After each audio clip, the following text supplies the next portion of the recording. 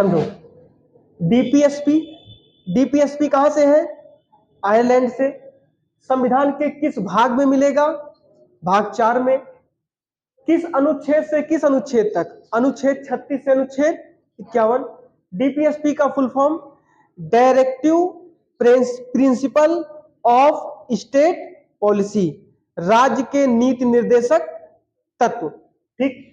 Ireland से एक चीज और ली गई है, राज्यसभा में 12 सदस्यों का मनोनयन। ठीक। वो 12 सदस्य के पास क्या खूबी होगी जो राज्यसभा के सदस्य बनेंगे बिना निर्वाचित हुए?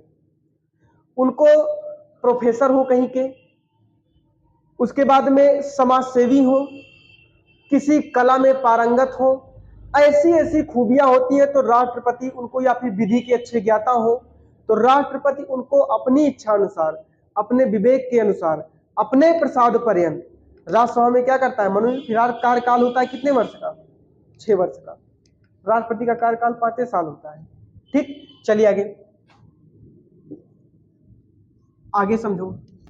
राज्य के नीति निर्देशक तत्व को आप न्यायालय में नहीं ले जा सकते। हमारे संविधान का कौन सा ऐसा भाग है जो न्यायालय में बाध्य योग नहीं है? यही भाग 4। आपको जैसे हमने सुना है नरेगा, नरेगा जानते हो? मनरेगा बोलते हैं। मनरेगा में किसी को ड्यूटी ना मिले, वो राज्य के नीति निर्देशक तत्व का पार्ट है। अगर किसी व्यक्ति को नरेगा की ड्यूटी ना मिले तो आप किसी भी थाने में कहीं भी ये एप्लीकेशन नहीं दे सकते हो कि हमको प्रधान जी ने नरेगा नहीं लगवाया है।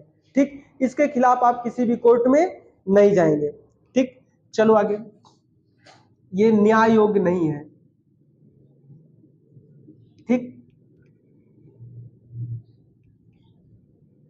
न्याय योग्य नहीं है, इतना भैया बनाओ। ठीक। इसी में तुमको आता है अनुच्छेद 40 वगैरह आते हैं, ग्राम पंचायतों का गठन सब इसी में आता है। ठीक। इतना लिखिएगा। DPSP directive principle of state policy किस भाग में है? तो भाग 4 में है। अनुच्छेद आपको मिलेगा 36 से 51। 52 में राष्ट्रपति आ जाता है, वो न्यायपालिका का, वो कार्यपालिका का पार्ट है। ठीक। किस देश के संविधान से लिया गया है? आयरलैंड के संविधान से लिया गया है। आयरलैंड से एक चीज और ली गई है, राज्यसभा में 12 सदस्यों का मनोनयन राष्ट्रपति स्वयं करता है। ठीक।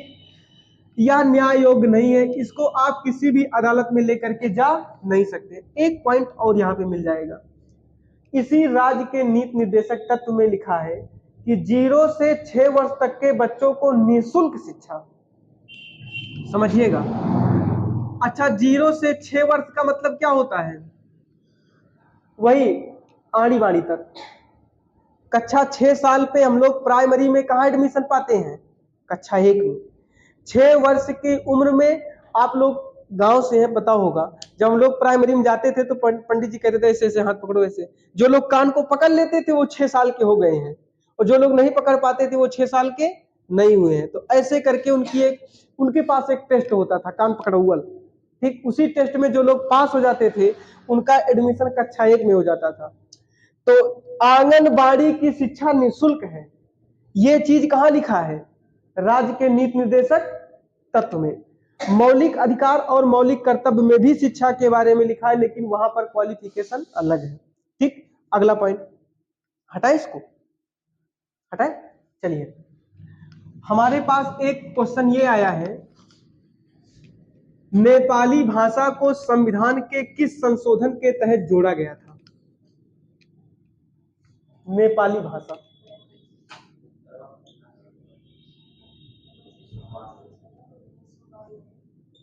हाँ कौन सा? 71वां संविधान संशोधन 1992। किस अनुसूची का भाग है ये? भाषा किस अनुसूची में है? 8वीं अनुसूची में। ठीक। हम लोग रफली एक बार अनुसूचियों को देख लेते हैं, 1 मिनट में देख लेंगे सब। ठीक। चलो, अनुसूची 1 में क्या है? केंद्र और राज्य के बारे में दिया गया, इनका संबंध कैसे होगा यही सब जिक्र किया गया है। अनुसूची 2 में क्या है? सभी पदाधिकारियों का वेतन, लेकिन उपराष्ट्रपति को छोड़कर। उपराष्ट्रपति को वेतन नहीं देते हैं क्या? तो इसमें काहे वेतन नहीं कहा गया उसमें? बताइए भैया। क्योंकि जो उपराष्ट्रपति होता है वो राज्यसभा का सभापति होता है, उसको वेतन मिलता है लेकिन राज्यसभा के सभापति का। ठीक, चलिए अनुसूची 3 में सभी पदाधिकारियों की शपथ, अब उसमें कोई अधिकारी नहीं बाकी है। अनुसूची 4 में क्या है, राज्यसभा में सीटों का बंटवारा। ठीक, राज्यसभा में सीटों का आवंटन या फिर बंटवारा। अनुसूची 5 में क्या है, एससी एसटी प्रशासन के बारे में की अनुसूचियां, एससी एसटी के बारे में कैसे क्या प्रशासन करना ये हमको दिया है। ठीक, एससी एसटी के प्रशासन। अनुसूची 6 में क्या है, इसमें बोला गया है असम, मेघालय, त्रिपुरा, मिजोरम के एसटी क्षेत्र में सुविधा। ठीक, यहां पर 4 राज्य हैं, असम, मेघालय, त्रिपुरा, मिजोरम। मिजोरम के एसटी क्षेत्र में सुविधा। ठीक, उसके बाद अनुसूची 7 में क्या है, सूचियां। कौन सी सूचियां हैं, राज्य सूची, केंद्र सूची, समवर्ती सूची।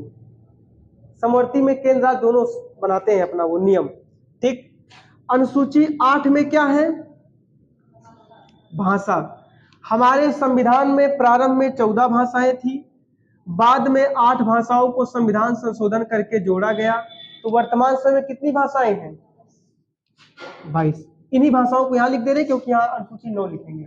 ठीक, सबसे पहले आया 21वां संविधान संशोधन 1967।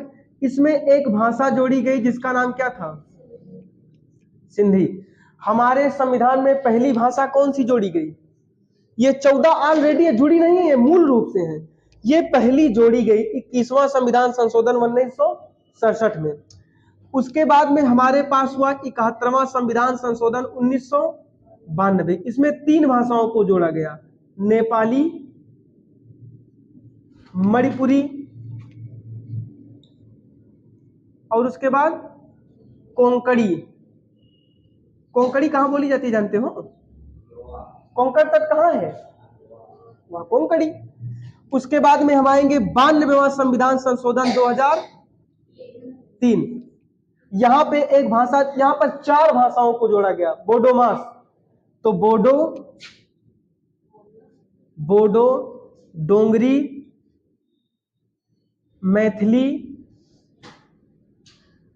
उसके बाद संथाली, इन भाषाओं को जोड़ा गया। हो गई, देखो 4 4 8 भाषाएं जुड़ गई। उसके बाद हमारी अनुसूची आई 9। अनुसूची 9 में क्या है, पहले तो जानो कब जोड़ी गई, पहले जुड़ेगी तब आएगी ना। तो अच्छा, अनुसूची 9 में है क्या, भूमि अधिग्रहण। भूमि अधिग्रहण क्या होता है, मसला है, भूमि अधिग्रहण। इसमें क्या होता है, होता क्या है, जैसे हमारा देश किसी देश पे कब्जा कर ले, या कोई देश, ऐसा नहीं बोलेंगे हम, हमारा देश किसी देश पे कब्जा कर ले तो वहां तक के जितने नागरिक हैं, वहां तक के नागरिक चाहे तो रहे भारत में, और उनको भारत नहीं प्यारा तो छोड़ के चले जाएं, लेकिन जब भारत में रहेंगे तो भारत की सारी संस्कृति को उनको एक्सेप्ट करना होगा। ठीक, तो ये भूमि अधिग्रहण होता है। कोई राज्य में इधर उधर करना है तो भूमि अधिग्रहण में आएगा। चलिए आगे, इसको जोड़ा गया था कब, पहला संविधान संशोधन 1951 में। अनुसूची 10 में क्या है, दल बदल कानून। कब जोड़ा गया था, कौन सा संविधान संशोधन, 1985।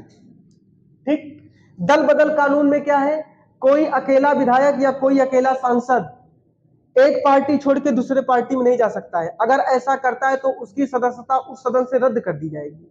तो वो जब आएगा तो 2-3 विधायक को लेकर के या फिर 2-3 सांसद को लेकर के आएगा, अकेला नहीं जा सकता है।